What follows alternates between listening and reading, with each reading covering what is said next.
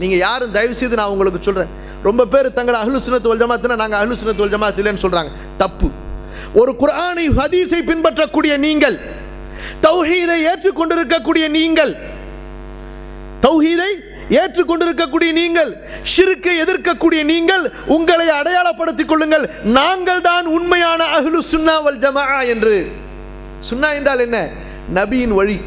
நீங்கள் சுன்னத் ஜமாத் இல்லை என்று சொன்னால் என்ன சொல்கிறீர்கள் தெரியுமா?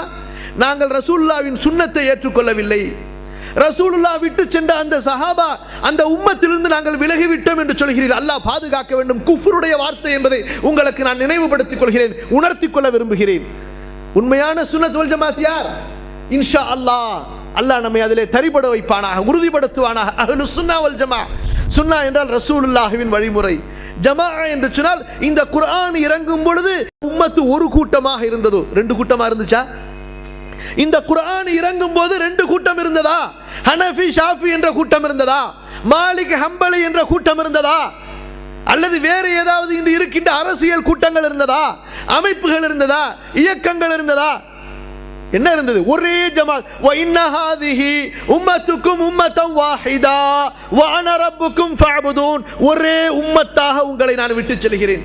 பிரிந்திருந்த சமுதாயம் இன ரீதியாக, மொழி ரீதியாக, வம்ச ரீதியாக, குல ரீதியாக, தாழ்ந்தோர் தாழ்ந்தோர் உயர்ந்தோர் என்று பிரிக்கப்பட்டிருந்த இந்த அத்துணை சமுதாயத்தையும் அல்லாஹ்வும் அல்லாஹ்வுடைய தூதரும் ஒருங்கிணைத்தார்கள், ஒற்றுமைப்படுத்தினார்கள்.